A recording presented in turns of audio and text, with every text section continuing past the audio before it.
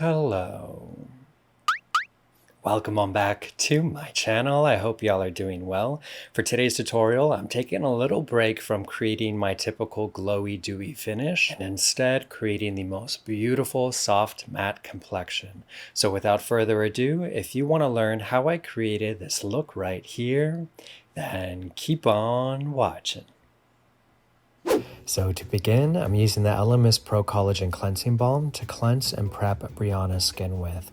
I want to start off by saying that her skin type is on the drier side, so this product is going to tackle two things for us here. It's one, going to break down and cleanse off anything that's currently on the skin, but also two, it's going to leave the skin hydrated and plump, which will in return help our complexion products lay down beautifully. And that's ultimately why you always see me integrate this product into my makeup process.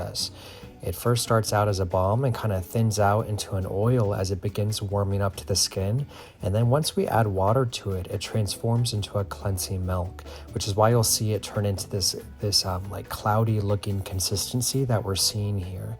Now, what I sprayed onto her skin there was one of those Evian water facial mist. It kind of looked like a hairspray for a second, but it's literally just water in a can. I find that to be the easiest way to incorporate water when I'm working on a client or on a set. But of course, when I use this on myself every night in my skincare routine, I just keep it easy and throw water onto my face from the sink. But whether you use this product to prep your skin with for the makeup routine or use it to remove makeup at the end of the day, my key takeaway here is that it completely cleanses the skin without stripping it of its natural oils. And when I go to remove the product with a washcloth, clients are often shocked by what's on it. It removes anything and everything that would have otherwise been left behind. So 10 out of 10, I have always and will always recommend this stuff. It's absolutely fantastic. Now, we have the skin fresh and clean, so what I'm going to do is take this Pro-Collagen Future Restore Serum and gently massage a few drops of this into the skin as the last step in the skin prep. This is from Elemis, which is the same brand who makes the cleanser we just used, and I've only started recently using this. It contains those marine cellular lipids that are known to nourish and condition the skin for that healthy glow, but while keeping its thin, lightweight formula. A lot of times we kind of associate products that provide a luminous glow with being a thicker or heavier consistency, but this before and after proves otherwise. In areas where her skin lacked luminosity before the skincare, we were able to replace with a dewy sheen with the use of a hydrating cleansing balm, followed up with a lightweight, nourishing serum, and just like that, we're ready for the makeup. So today I'm using the TirTir Mask Fit Red Cushion Foundation. We've all seen this by now if you're on TikTok or Instagram. It's been having its viral moment, and for good reason. By the way, the shade I'm using here on Brianna is the shade Rich Honey, but I'll list all the products I'm using today along with its shade names down below. Everyone is going to be a little different, of course, but I found this to be the perfect color to match up her face to the tan that she has on her shoulders and chest. So yeah, the formula of the foundation itself is very thin and lightweight with quite a bit of coverage and a semi-matte finish. But I think a lot of the buzz around this foundation lately is how durable and long-lasting it is, especially for a cushion foundation. All in all, a beautiful product, a great formula. I love the price point, and with it being on Amazon, I love how accessible it is too. To contour today, I'm using the Sephora Collection Cream Contour Stick in the shade Medium to Tan. And with a brush, I'm lightly glazing this onto the areas where I want to create the illusion of shadow. So beneath her cheekbones and along the jawline. Now this is a proper contour product that I think Sephora executed extremely well, because you see how cool of an undertone this has? I mean, it's borderline gray, which is exactly the undertone a contour product should have in order to give that effect that a shadow is being casted. Now, a cream bronzer, on the other hand, you can take around the forehead and across the nose and all that to give the effect of being sun-kissed, because bronzer has more warmth in its undertones. But contour products, on the other hand, you strategically want to place in lesser areas for a subtle hint of shadow. Next up, for concealer, I'm using the Milk Makeup Future Fluid Concealer in the shade 11C. I'm placing this along the under eyes, along with other areas of the face I want to brighten and lift, such as the Cupid's bow, chin, center of the forehead, and down the center of the nose. While this medium coverage concealer is buildable, what I enjoy most about it is its hydrating properties. It allows me to apply the product onto the areas I want to highlight and conceal, and leave it there for a minute or so, and then come back to blend out. The time I leave it here to sit and dry will create a tackiness that ends up making the formula fuller in coverage in these areas that I apply it to. But before we get to that step, I'm going to head over to this Fenty cream blush. This is in the shade Petal Poppin, and I'm literally popping this onto the cheeks with a blending brush. You'll notice that my placement with this it's very like strategic. You know what I mean? Like it's very diffused out across the cheek, almost kind of draping it from the temple down to the corners of her nose. And there's a couple different reasons for this. I know with a more diffused, blown out placement, we'll get a more natural sun-kissed effect, whereas if we keep the placement more precise on the apple of the cheek, it's going to give a more doll-like effect. But also we have to consider the concealer. Because the blush almost kind of neutralizes once I blend the edges in with the concealer, that's something I have to compensate for. So I'll leave you alone for a second while I blend this out with a sponge, and you'll see how everything kind of starts to take shape.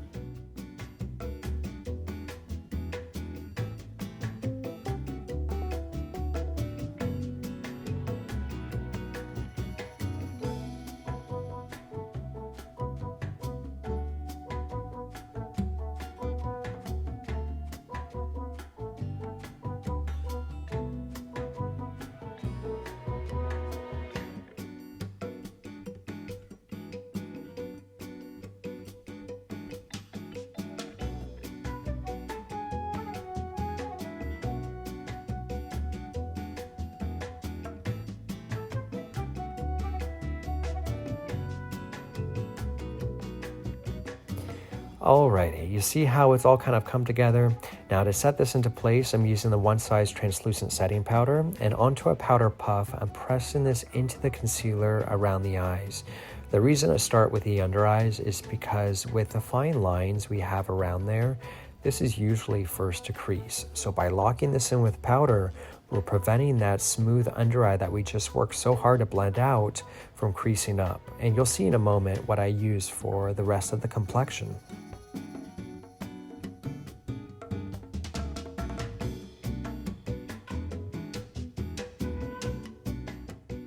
So now for the rest of the face, I'm using the Makeup Forever HD Powder Foundation, and with a large fluffy face brush, I'm lightly dusting this onto the T-zone to bring down some of that shine and transform it into a soft matte velvet finish.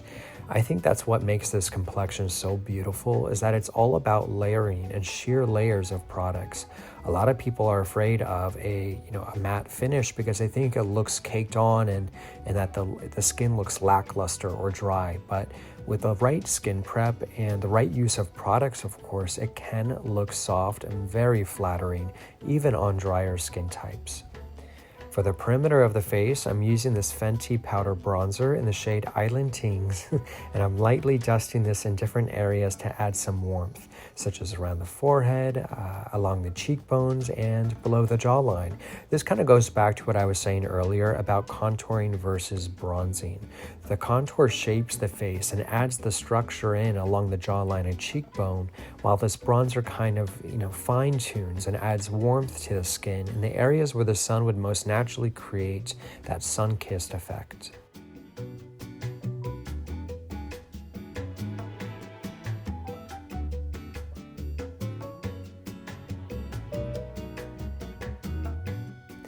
As we see here, I've head back to our setting powder to use the baking technique.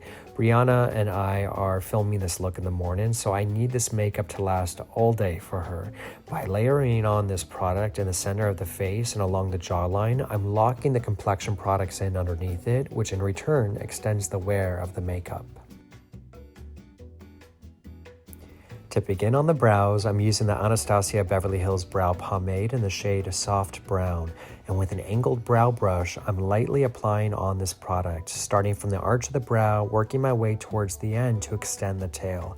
And I think that's the trick to working with such a pigmented and rich brow product, such as this pomade. To keep it soft and natural looking, I use a very, very little bit of this product and keep the placement of it on the outer half, and then take what's left over to lightly travel forward to the front. This is what's going to create that ombre effect that, in my opinion at least, looks very natural, wearable, and very approachable too. To set the brow, I'm using the Refy Brow Sculpt and running this through the brow hairs to get them all going in one uniform direction. What I've grown to like about this product and its formula is that it's a wax gel hybrid. So we're going to get that hold we experience from a gel, but the grit and hydration we get from a wax. Now to begin on the eyes, I'm using the Charlotte Tilbury Cream Eyeshadow in the shade Pillow Talk, picking it up with an eyeshadow brush and gliding it onto the upper eyelid before I use the fluffier end of this brush to diffuse it outwards. And even though this tutorial is more so about creating the soft matte complexion, I still wanted to do a little something special for the eyes while still keeping it simple. So once I have this diffused out, I'm picking up the Charlotte Tilbury Pillow Talk eyeshadow quad. Starting with this shade here, I'm using it as our transition shade to further smoke and diffuse out the edges of this cream shadow. And what makes this really easy to recreate, even for beginners, is we're using this palette in a clockwise order. So moving on down from the first shadow, we're now taking this deeper rose-toned matte and applying it just to the outer corner there of the eye before blending it out, really allowing the brush to stretch that shadow outwards for a lifted feline effect. Moving on over to the next shade, I'm popping this right in the center of the lid to amp up the sparkle, and then using the last shade in the palette to press into the inner corner for a brightening effect.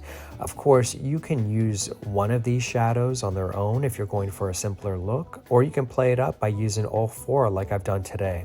But either way, I think these pinky undertones complement her beautiful eyes and give a very feminine, flirty feel to the eye makeup. Now, if you're looking to spice this up even more, you can take an eyeliner pencil like this one from One Size Beauty. It's in the shade Busty Brown, and run this along the outer half of the eye.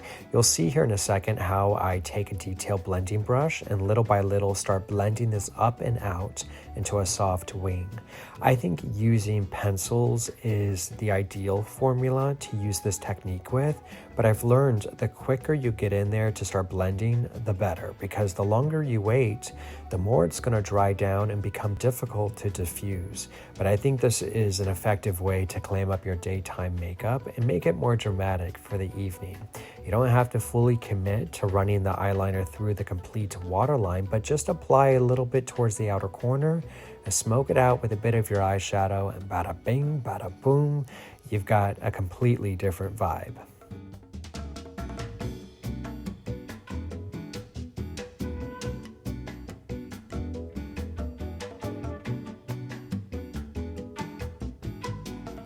Now I'm just fine-tuning this upper eyelid a bit, and then moving on to using this Milani Highly Rated 2B mascara, running a good amount of this through the upper lashes so we can get a seamless blend with the false lashes we use. The lashes I end up using, by the way, are ones I got off Amazon for super cheap and cheerful. I couldn't even begin to tell you which ones they are because I got them a long time ago and they've been sitting in my makeup drawer, so I finally get to use them today. But what I will point out is how I like to lift the ends of the lashes upwards as they dry. And this just helps them stay in a lifted position rather than drying downwards and creating that droopy eye effect. And of course, popping on some of that mascara through the bottom lashes too before we finally get to dust off what's left of that baking powder. To complement the cream blush we earlier used, I'm taking this Patrick Ta Blush Duo in the shade She's the Moment and dusting this right on top. I love this peachy shade so much, and because we're not using a highlighter today, being that this is a powder formula, it'll help take down any shine that's left over from the cream and liquid products we earlier used. To begin on the lips, I'm taking this Anastasia Beverly Hills lip liner in the shade Mocha and using this to trace and line her lips with. This ended up being the perfect neutral lip color for her. It's not too warm, it's not too cool, it's the perfect shade to add definition and then complement it with a lighter tone lipstick in the center. The lipstick I end up using is this e.l.f. O Face lipstick. I'm not using a whole lot of this, by the way, just a tad bit in the center to give a subtle pout and to further diffuse the lip liner.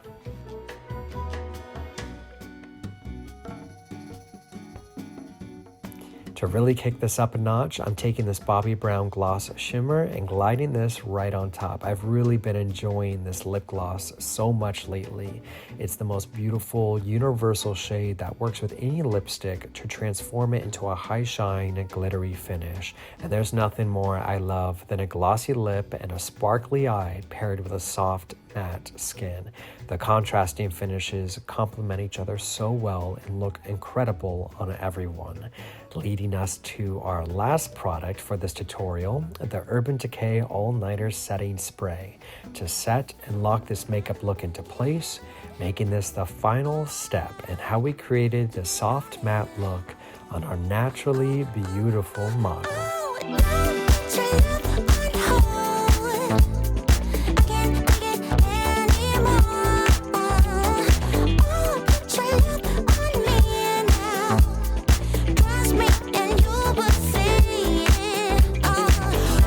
We have it, kids. I hope you all enjoyed today's tutorial. If you did, be sure to give this video a big ol' thumbs up and subscribe to the channel. You can also check out more of my work on my Instagram at Painted by Spencer. And until next time, I'll see you soon.